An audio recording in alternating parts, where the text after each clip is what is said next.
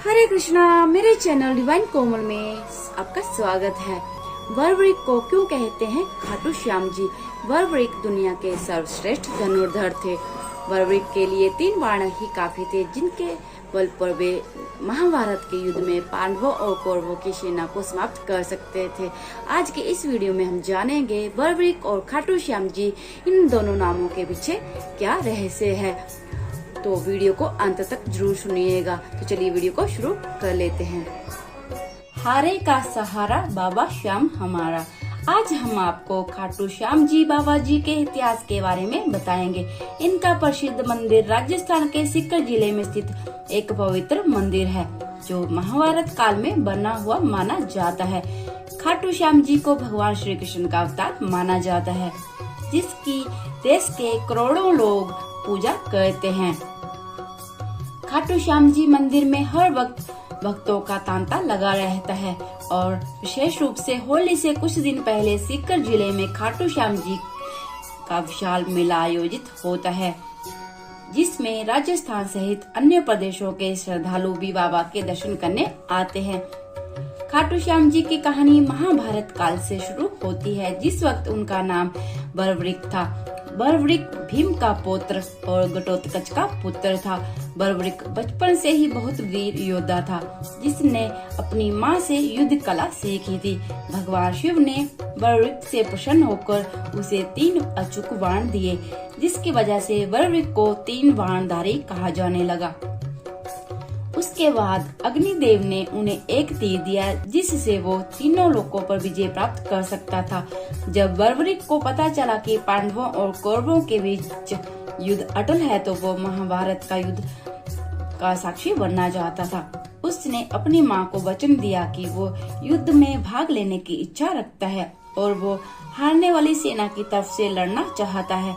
इसके बाद बर्बरीक नीले घोड़े पर सवार होकर 3 बाण लेकर रवाना हो गया। रास्ते में श्री कृष्ण ने ब्राह्मण का वेश धारण कर बर्बरीक को रोका, ताकि वो उसकी शक्ति की परीक्षा ले सके। उन्होंने बर्बरीक को उकसाया कि वो केवल 3 तीरों से युद्ध कैसे लड़ेगा।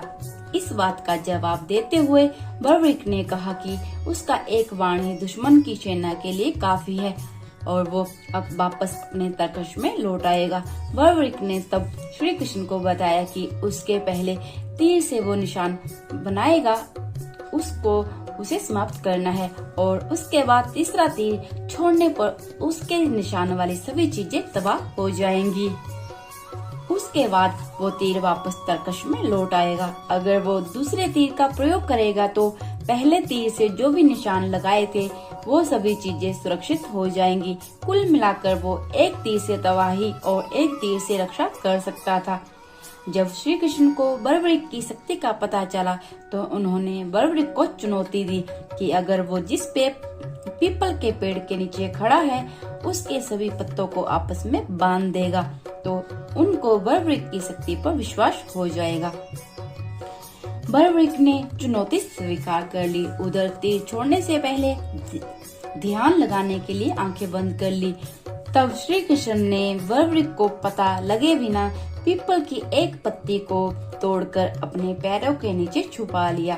जब बर्बरीक ने पहला तीर छोड़ा तो सभी पत्तियों पर जो निशान हो गए थे और अंत में सभी पत्ते श्री कृष्ण के पैरों के आसपास घूमने लगे। तब श्री कृष्ण ने बर्बरीक से पूछा कि तीर मेरे पैरों के चारों ओर क्यों घूम रहा है। इस पर बर्बरीक ने जवाब दिया कि शायद आपके पैरों के नीचे एक पत्ती रह गई है और ये तीर उस छुपी हुई पत्ती को निशाना बनाने के लिए पैरों के चारों ओर घूम रहा है। बर्बरीक ने श्री कृष्ण से कहा, ब्राह्मण राज, आप अपना पैर यहाँ से हटा लीजिए, वरना ये तीर आपके पैर को भेद देगा। श्री कृष्ण के पैर हटाते ही उस छुपी हुई पत्ती पर भी निशान हो गया। उसके बाद बर्बरीक के तीसरे तीर से सारी पत्तियां इकट्ठी हो गई और आपस में बंध गई। तब श्री कृष्ण ने समझा कि बर्बरीक के तीर अचूक हैं, लेकिन अपने निशाने के बारे में खुद बर्बरीक को भी पता नहीं रहता है। इस घटना से भी श्री कृष्ण ने ये निष्कर्ष निकाला कि असली रणभूमि में अगर श्री कृष्ण पांडवों भाइयों को अलग अलग कर देंगे और उन्हें कहीं छिपा देंगे ताकि वो बर्बरिक का शिकार होने से बच जाएं, तब भी बर्बरिक के तीरों से कोई नहीं बच पाएगा। इस प्रकार श्री कृष्ण को बर्बरिक की शक्ति का पता चल गया कि उनके अचूक तीरों से कोई नहीं बच सकता है। तब श्री कृष्ण ने उनकी तरफ से लड़ने का प्रस्ताव दिया। बर्बरिक ने अपनी गुप्त बात उनको बताई कि उसने अपनी माता को वचन दिया है कि वो केवल हार रही सेना की तरफ से ही लड़ेंगे। कौरवों को भी बर्बरिक के इस वचन के बारे में पता था, इसीलिए उन्होंने युद्ध के पहले दिन अपनी 11 अक्षौणी सेना को नहीं उतारा था, ताकि जब कौरवों की सेना पहले दिन पांडवों से हार जाए तो बर्बरिक कौरवों का सहयोग कर पांडवों का विनाश कर देगा। इस प्रकार जब वो कौरवों की तरफ से लड़ेगा तो पांडवों की लड़ रही सेना कमजोर हो जाएगी। उसके बाद वो पांडवों की सेना में चला जाएगा। इस तरह वो दोनों सेनाओं में घूमता रहेगा। श्री कृष्ण को अब लगने लगा था कि अगर बर्बरिक इस युद्ध में शामिल हुआ तो कोई भी सेना नहीं जीत पाएगी और अंत में कौरव पांडव दोनों का विनाश हो जाएगा और केवल बर्बरिक शेष रह जाएगा। तब श्री कृष्ण ने विचार किया कि बर्बरिक को रोकने के लिए उनको बर्बरिक से उसकी जान मांगनी होगी। तब श्री कृष्ण ने बर्बरिक से दान की मांग की। तब बर्बरिक ने कहा, प्रभु आपकी जो इच्छा हो मैं आपको देने को तैयार हूँ। श्री कृष्ण ने दान में बर्बरिक का सिर मांगा। बर्बरिक भगवान श्री कृष्ण की अनोखी मांग को सुनकर चकित रह गया और इस अनोखी मांग पर उस ब्राह्मण को अपनी असली पहचान बताने को कहा। श्री कृष्ण ने बर्बरिक को अपना विराट रूप दिखाया और बर्बरिक उसे देखकर धन्य हो गया। श्री कृष्ण ने तब बर्बरिक को समझाया कि रणभूमि में युद्ध से पहले सबसे वीर क्षत्रिय को बलि देनी पड़ती है, इसीलिए मैं तुमसे तुम्हारा सिर दान में मांग रहा हूँ और मैं तुमको इस धरती का सबसे वीर क्षत्रिय होने का गौरव देता हूँ। उसके बाद बर्बरिक के सिर को अमृत झाड़ियों के सहारे पहाड़ के ऊंचे शिखर पर जो पीपल का वृक्ष था उस पर स्थापित कर दिया। 18 दिन तक चले युद्ध में पांडवों को विजय प्राप्त हुई, साथ ही उन्हें अपनी जीत पर घमंड हो गया। तब कृष्ण उन सबको लेकर वहां पहुंचे जहां बर्बरिक का सिर स्थापित था। बर्बरिक के सामने पांडव अपनी वीरता का बखान करने लगे।